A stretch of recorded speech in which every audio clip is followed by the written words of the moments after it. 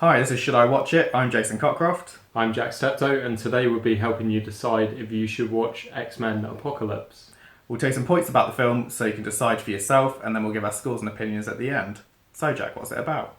So it's just about the first mutant to roam the Earth and his four horsemen, kind of trying to take over the world as such.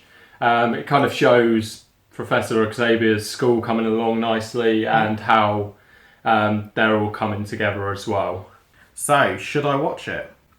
Yeah, so firstly I want to say that X-Men is not my strong suit. I'm not a big lover, but this one really made me love it.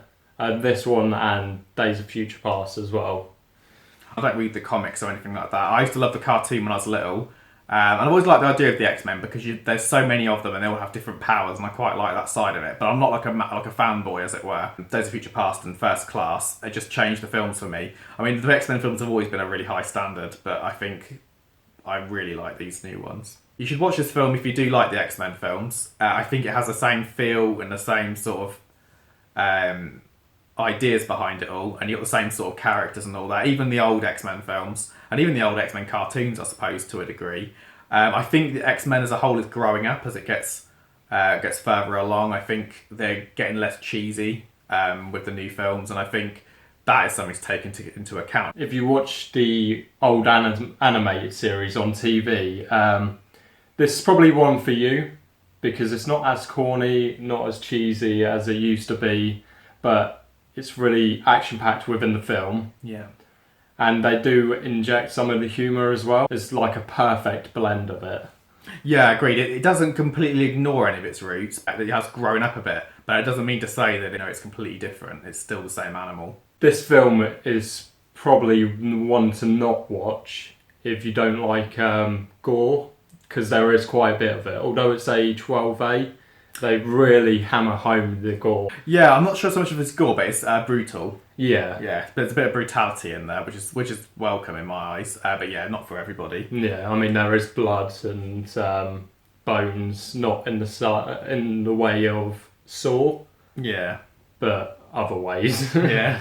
This very much follows the suit of Civil War and Batman vs Superman, I felt, in that storyline sort of takes a back seat and it's more about spectacle and fight scenes.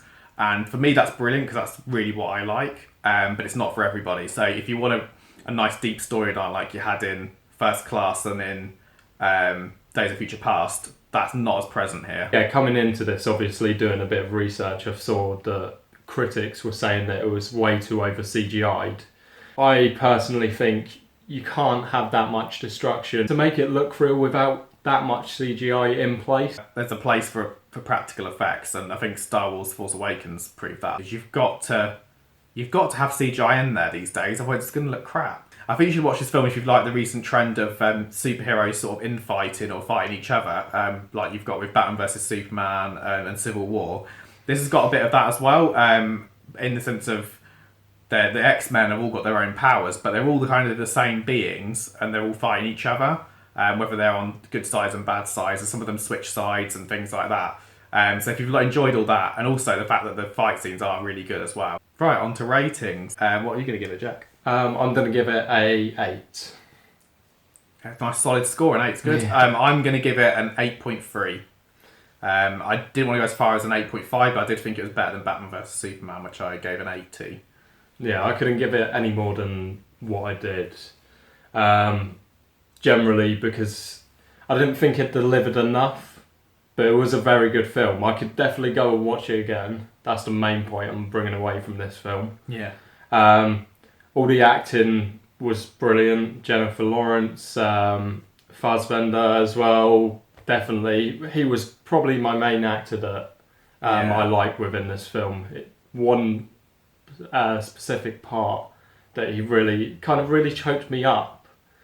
Yeah, he was a standout performance in this one. Yeah, and obviously, you know his character. If you've seen all the other X-Men, he's kind of torn in between good and evil. It's a very emotional film. There's quite a few bits where there's some nice emotional pieces, and it's very well done. The acting performances are brilliant, like Jack said. The cast is incredible. Like, it's such a strong cast, and yeah, there wasn't really much to say negative about it. It's mainly just plot points for me, but they're not big deals. I think Evan Peters, and I think you'll agree with me 100% on this, was probably the main aspect of this film, humour-wise. Oh, Quicksilver. Yeah, he is a really funny character and really does inject a lot of humour into this. Yeah, I love him as an actor anyway. And yeah, he does. He injects some humour into it, but he's also just an interesting character. And I love the way that they use his speed in this and also in Days of Future Past. It's a very unique take on like the super speed thing that I don't think has really been used quite so well in other superhero films. Coming into this film, I felt that I kind of had to have a low expectation, and I did when I came into the film, and I was absolutely blown away. And I generally think that this year is just going to be painted red with Marvel. Yeah, I agree with that. I also had a relatively low expectation. I always love X-Men anyway. I think I've liked all of the X-Men films so far. But I didn't expect this to be that good, and especially after Civil War, I kind of thought, I don't want to get my hopes up for this because it's not going to be anything in comparison. But it did pleasantly surprise me, and I think considering how good Days of Future Past was, I think it continued on from that really well.